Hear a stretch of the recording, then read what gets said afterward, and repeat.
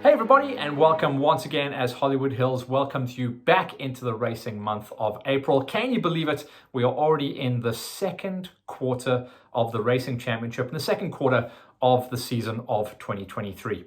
So far, we've been reviewing, obviously, the opening rounds of the Gxccs and the Farm Jams. Farm Jam have obviously gone ahead and done their second round of the championship. Gxcc, boom, that's why the cap is on. We are now building up to their second round of their championship. The first round was way back at the beginning of, actually, it wasn't the beginning of February. It was right at the end of January. So I think I made a lot of noise the early part of the season saying this was the earliest ever start to a Gxcc cross-country championship.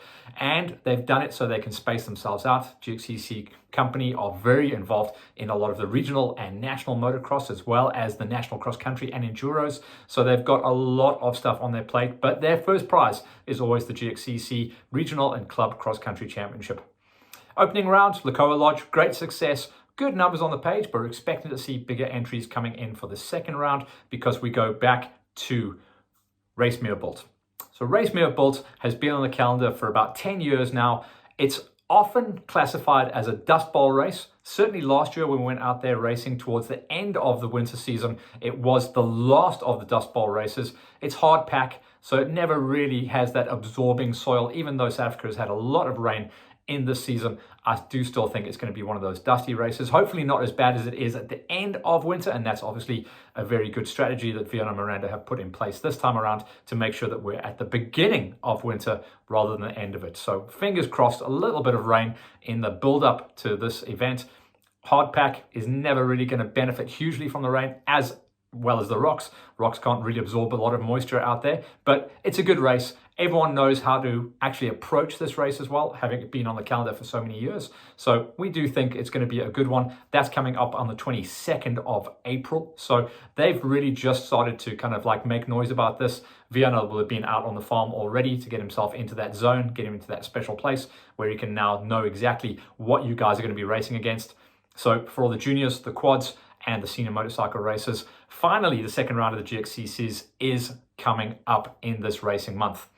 Before that happens though, the week before that is going to be all about the national cross countries. Now, even though with the help of VW Mastercars Hatfield, Big Chris, and of course CIT franchise co-Honda Harry, we were able to film the opening round of the cross countries. We're not going to be doing that for the second round, unfortunately. The stars didn't align, but of course, the big story has been what's happened between rounds 1 and rounds 2 of the national championship. Round 1, let's talk about that for a second. The big story was Dav Cocker smashing it out of the park, going and taking his first ever cross-country overall, as well as an inaugural win, now that he's moved up out of the OR3s into the OR2s.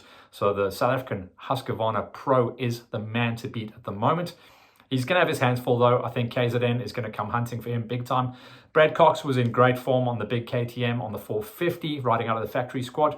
Mikey Pentecost was not happy with how he set up his bike for the opening round, so he's going to be getting everything back on point. And when Mikey is angry, he's a dangerous person. So watch out for Magic Mike on the Honda to try and come back.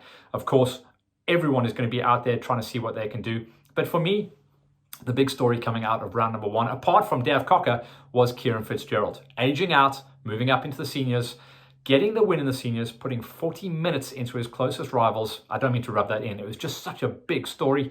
And, of course, getting second overall. That's the best we've ever seen an age group category rider do. And off the back of that, the news that followed a few weeks after that was the fact that our very own former Gxcc owner and multiple cross-country national champion, enduro champion. He's won the roof. He's done everything under the sun apart from go to Dakar. Hint, hint. He might be able to get out there one day. He has now been picked up by Harry. So Lawrence Mahoney steps off what seems to have been years and years and years on the orange machines. Yeah, he's ridden for Yamaha in the past as well, but predominantly most of his career has been orange. He now got picked up by Harry. He came off a third place ride at the opening round with very little seat time, and Harry has put all of his backing, given Lawrence a big Honda, a freshie. He's going to be going out there to see what he can do. Now it's going to be a big fight. So watch out for those three to go at it, not just for the seniors, but for the overalls as well. And that's going to be Fitzgerald, Dalport, and Lawrence Mahoney. That's another Honda on the line. So really, Honda are pushing super hard this season to see what they can do and get as many, if not championships, but as many championship scoring rides on the page as well. So those are two massive weekends. Straight after the Gxccs, there's another event, which is ICE, Inner City Enduro. Now, I was supposed to go down there last year for that, but unfortunately with that Kalula chaos, I got grounded. There was a Gxcc the day before. My wife dropped me at the airport on the Sunday morning and my flight got cancelled. So I couldn't go down, and that was the one where Alfredo Gomez walked away with his first ever ICE victory. They're bringing in some new blood this time around. This time it's going to be international flavor. Johnny Walker on the factory. Who is he? Is he gas or beta? He's beta. He's beta this year. I had to just remind myself where he is. So Johnny Walker is going to be the superstar flying out there. I'm going to be on the mic for that one as well. So I'm going to be going down to that event. So there's quite a few things happening at the second half of the month of April. Of course, the beginning of April is always a little bit quiet because of the Easter holidays, and that's cool as well. Family time is super important, but once that family time and those school holidays are over, we go racing big time once again. So 3 huge events to round out the racing month of April. It's Gxcc's round number 2 coming out of, I think it's like the lower part of the Northwest province. It's out the back door of the Krugersdorp area. And we can't wait to go out there. Racemere built, yeah, it's a good call to go out to Racemere built this early in the season, so I'm happy with that move.